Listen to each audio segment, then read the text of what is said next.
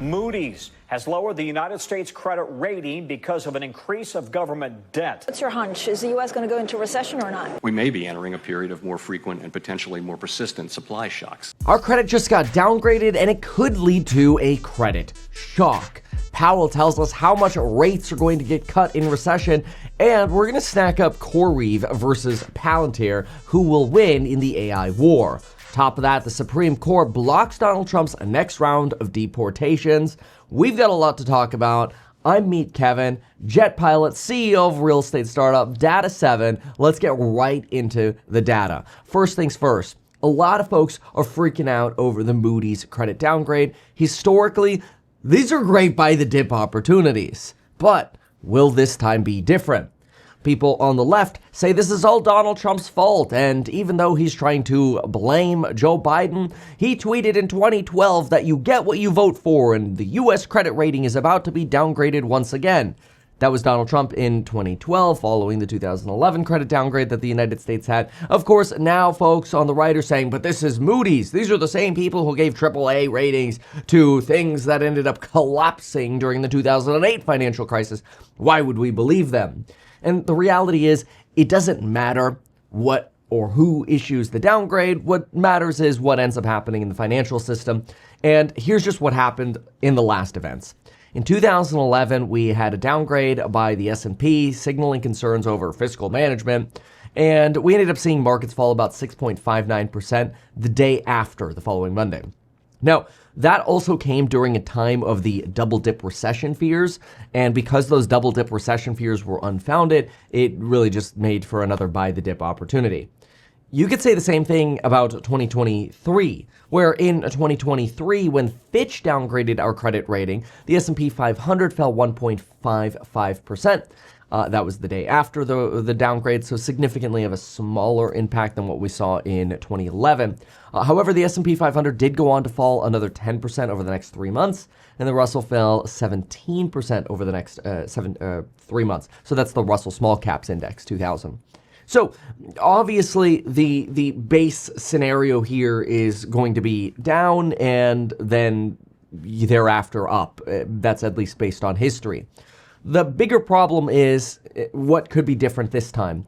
Well, the only thing that's really different this time is we are more sensitive to a shock today, since we didn't just go through a recession like we did in the 2011 downgrade, and we're at a much more sensitive position in our yield curve already than where we were in 2023. See, in 2023, our yield curve was still mostly inverted, which generally means you're not close to a recession yet. Whereas today, we're sitting much closer to that shock level of an uninverted curve of that 2 and 10 spread sitting right around that 50 basis point shock level. Could this be the credit shock that pushes us over the edge? Nobody knows. Like I said, historically, these are buy the dip opportunities. But there are going to be some financial instruments that just get dislocated because of this downgrade. It's just algorithms and the way financial instruments and risk hedging works. You're going to see some more volatility because of this downgrade. And again, historically, it's a buy the dip opportunity. And if you don't see a recession coming, it's a buy the dip opportunity. Now, that said, obviously, we'll see what happens when it comes to this upcoming week. If we can get through this upcoming week without any kind of major problems, hey, maybe it's a big nothing burger. After all, this is just Moody's catching up to what the other credit downgrades have done. So to me, I don't really see this in isolation as that big of a deal. Here's a picture from the Kobisi letter where they show you these sort of credit downgrades over time, where we've historically maintained a AAA rating. But now, because all three rating agencies have given us a lower rating, you can now get a higher AAA rating on corporate bonds like Microsoft bonds. And it's kind of sad that US treasuries are now underrated compared to just regular corporates that you can buy in America. However, this timing is interesting because it also aligns with the Michael Burry disclosures we got that as of March 31st, right before Liberation Day, Michael Burry sold all of his stock positions except for Estee Lauder and loaded up on puts with Nvidia and Baba and other put options. Now, what's fascinating here is those are based off of March 31st disclosures. So we don't actually know if he is still bearish or still has these positions. But what we do know is that Michael Burry this Friday tweeted sell once again. Now, he tried doing that at the beginning of 2023, and stocks are basically straight up from that point. So I'm not sure how reliable some of these tweets are from Michael Burry or these position signals. In fact, if anything, Michael Burry might just be that perma-bear who's looking to be right just one more time, riding that high of 2008.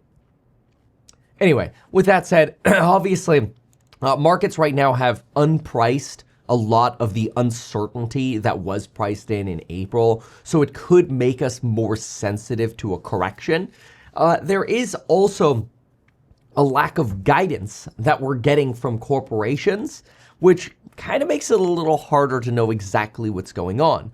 We'll talk about Walmart later, but just use Walmart as an example. Oh yeah, we still feel good about the entire year, but we're going to remove our Q2 guidance because we're not really sure how the second quarter is going to shake out yet. Now, their earnings call was after the May 12th removal of the most extreme tariffs against China. And so not providing guidance left some folks scratching their head, but it aligns with what we're seeing broadly. A measure of the S&P 500's guidance momentum shows the lowest guidance momentum in the last 15 years.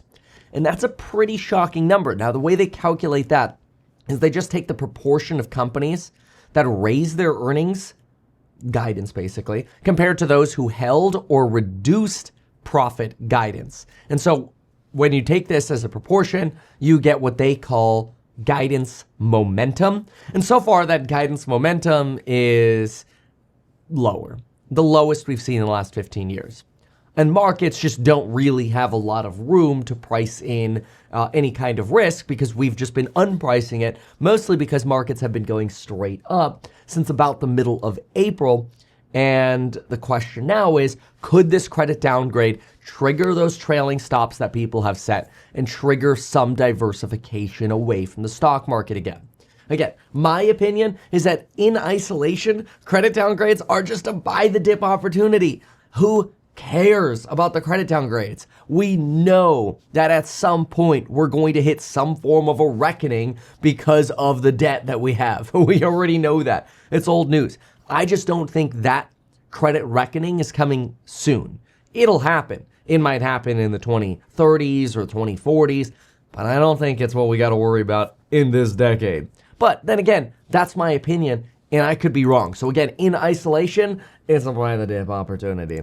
In the broader scheme of could this create some kind of unforeseen black swan? Who knows? Maybe. What's going to happen with the rest of the consumer, right? This is where we also don't just worry about guidance momentum, but we also worry about consumer momentum. That is, I like to use Newton's law. An object in motion stays in motion. An object at rest remains at rest. I kind of think consumers are like that. And once you start getting into the mindset of saving and being more careful with your spending because you're worried about a recession or you're worried about whatever, then we kind of self-induce a recession because everybody gets into that mindset and doesn't immediately go back to spending unless they're comfortable in their jobs and they're, maybe a little more complacent like what we saw in 2021. Anyway, we'll see. We'll see what happens. Hey, quick reminder, if you want to earn a 5% yield plus all of the upside in my real estate startup, we are offering a non-accredited investor round where we will pay you a 5% yield plus you get all of the upside in the stock when your stock converts in the future. It gives you an opportunity to diversify away from rich stock market valuations, diversify away from most tariff risk, diversify away from the craziness of the treasuries market, especially with these Moody's downgrades. You diversify into fixer-upper real estate, which is what I believe I do best. This is my baby. I call it my little Berkshire Hathaway. Now, maybe I'm biased, but I've got over $5 million of my own money invested into this business, and I'm so excited for what I think we're going to be able to do with this business over not just the next years, but the next decades. So if you want to invest in my real estate startup, go to househack.com and know that I will do everything for this business in my power to make sure we can do the absolute best that we can. Make sure to read the solicitations and disclosures on the House Hack website, because there is risk with every investment.